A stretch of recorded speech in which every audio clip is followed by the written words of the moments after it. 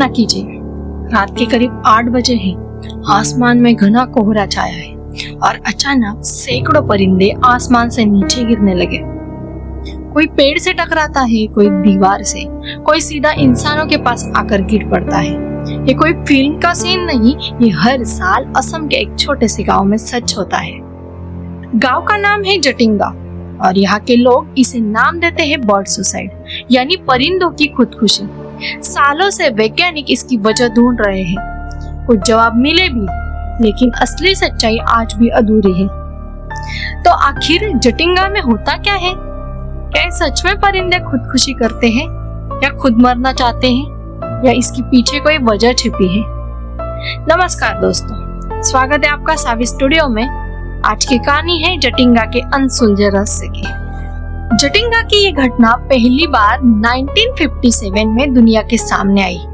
इस इलाके में तैनात एक ब्रिटिश चाय बागान अधिकारी ईपीजी बताया जाता था कि उसने ये अजीबोगरीब नजारा खुद अपनी आंखों से देखा और इसे रिपोर्ट भी किया। लेकिन वहाँ के स्थानीय लोग, खासकर जेमी नागा जनजाति के लोग, इस घटना को सदियों से देखते हैं। उनके लिए ये कोई नई बात नहीं।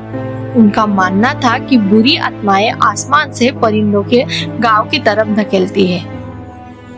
हर साल सितंबर से नवंबर के बीच अमावस्या की रातों में जब आसमान में घना कोहरा और तेज हवाएं होती हैं, यही वो समय है जब ये घटना सबसे ज्यादा होती है। आखिर क्या होता है उस रात में?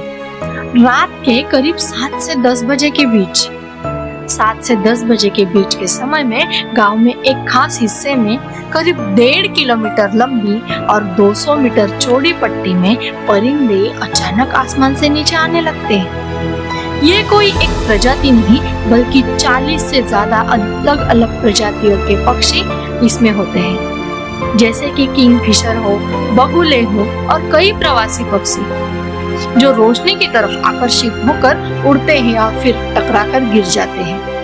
पहले स्थानीय लोग मशाल जलाकर इन्हें पकड़ तो लेते थे और खा भी जाते थे, ये मानते हुए कि परिंदे आसमान से उनके लिए उपहार की तरह गिर देते हैं। लेकिन अब वन विभाग ने सख्ती की है। इन्हें बचाने और संरक्षित करने की कोशिश की जाती है और इसमें अनेक वैज्ञानिकों ने अपनी थ्योरी भी लगाई है। अब सवाल ये है कि विज्ञान इसे कैसे समझाता है। सालों की रिसर्च के बाद वैज्ञानिकों ने कुछ थ्योरी सामने रखी। मानी जाने वाली थ्योरी ये है कि जटिंगा की भौगोलिक बनावट इसके लिए जिम्मेदार ठहराई जाती है। घाटी की खास दिशा, तेज हवाएं और घना कोहरा, इन तीनों का मेल पक्षियों को दिशाहीन कर देता है।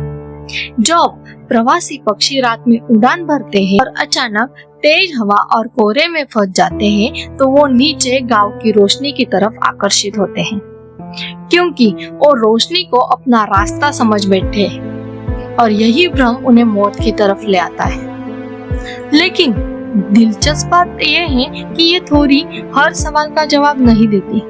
सवाल ये उठता है कि दुनिया में ऐसी सैकड़ों जगह है जहाँ कोहरा और तेज हवाएं होती हैं। फिर जटिंगा में ही ऐसा क्यों होता है? और क्यों सिर्फ साल के कुछ खास महीनों में ही ये होता है?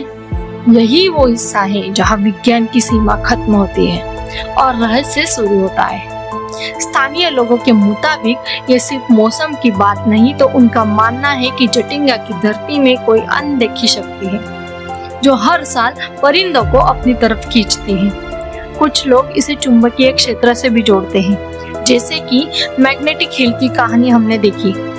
उसमें हमने देखा था कि धरती के नीचे मौजूद कुछ ताकतें दिशा और नियमों को बदलती हैं। क्या जटिंगा में भी ऐसा छुपा है जिसे विज्ञान अभी भी पूरी तरह समझ नहीं पा रहा है? आज तक पूरी तरह पक्का जवाब नहीं है। भारतीय वन्य जीव संस्थान समेत कई संस्थाओं ने रिसर्च की, कुछ हद तक जवाब मिले भी, लेकिन पूरी तस्वीर आज भी अधूरी है। तो दोस्तों, ये थी जटिंगा की कहानी, वो गांव जहां हर साल आसमान से मौत बरसती है और विज्ञान आज भी पूरी तरह खामोश है। प्रकृति के ऐसे रहस्य हमें याद दिलाते हैं कि हम अभी भी इस धरती को पूरी तरह समझ नहीं पाए। अगर आपको वीडियो पसंद आया तो चैनल को सब्सक्राइब करना, बेल आइकन दबाना मत भूलिएगा ताकि ऐसे ही रहस्यों की अगली कहानी आप तक सबसे पहले पहुंचे।